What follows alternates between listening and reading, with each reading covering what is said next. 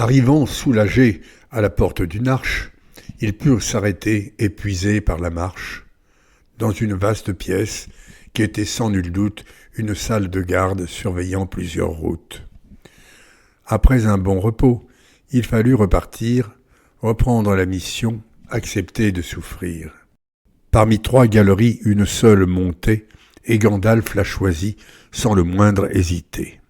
Toutefois, l'ascension devint très différente, décrivant amples courbes de largeur importante.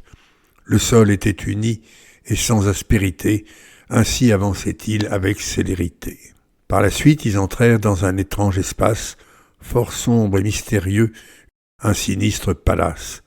Vaste plafond très haut, colonnes en grand nombre, imposantes, rocheuses, murs noirs brillant dans l'ombre. C'était le Khazad-dûm, ou demeure des nains, qu'ils virent encore mieux le lendemain matin, après nuit de repos et petit déjeuner.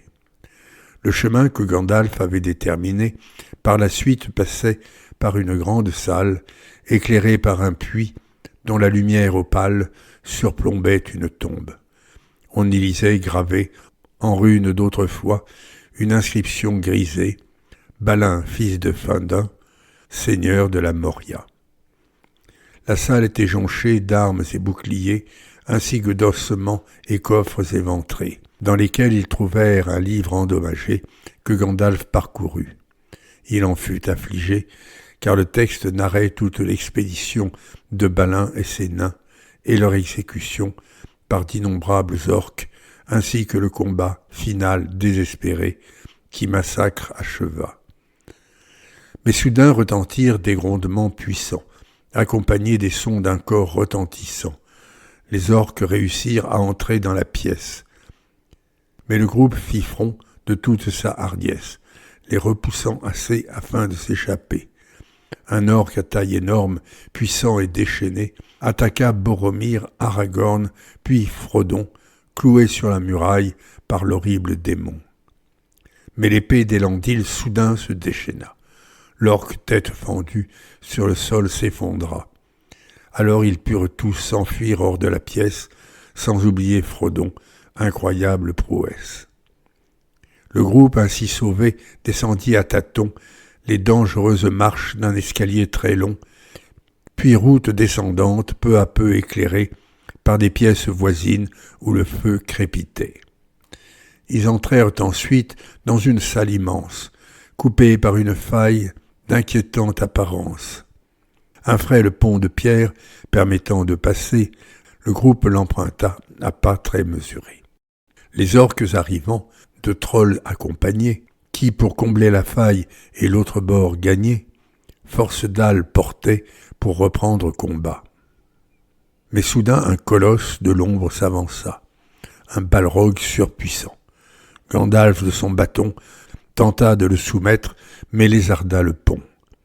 L'objectif fut atteint, le balrog basculant dans le terrible gouffre en poussant hurlements. Le mage, toutefois, par le monstre entraîné, trébucha dans l'abîme, ne pouvant s'agripper. Puis le pont s'effondra, les 8 autres venaient à peine d'en sortir, Aragorn désormais à la tête du groupe. Dans un grand escalier, ils se précipitèrent, atteignant un palier, puis plus loin une salle. Et quand ils en sortirent, voyant les grandes portes dans le soleil s'ouvrir, ils comprirent enfin qu'ils avaient triomphé de l'affreuse Moria.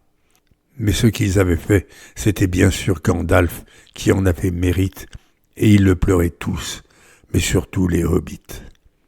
Le groupe avait reçu un choc qui l'abattait, mais le sens du devoir intact les habitait. Le Val de Ruisselombre était là sous leurs yeux, paisible en apparence sous un soleil radieux. Aragorn, meneur d'hommes, sut les remotiver, car il était urgent de vigueur retrouvée, pour distancer les orques avant la fin du jour, ceux-ci les recherchant partout aux alentours. Pourtant Gili voulut un lac leur faire voir, nommé Kelezaram, véritable miroir, cerné de monts et cimes, paysage irréel, élevant au plus haut le sens de l'immortel. Puis ce fut Legolas, vantant l'Alotorien, région de très beaux bois peu connue des terriens, qui décrivit leurs feuilles, chargées d'or à l'automne, que noblement au sol, peu à peu elles donnent.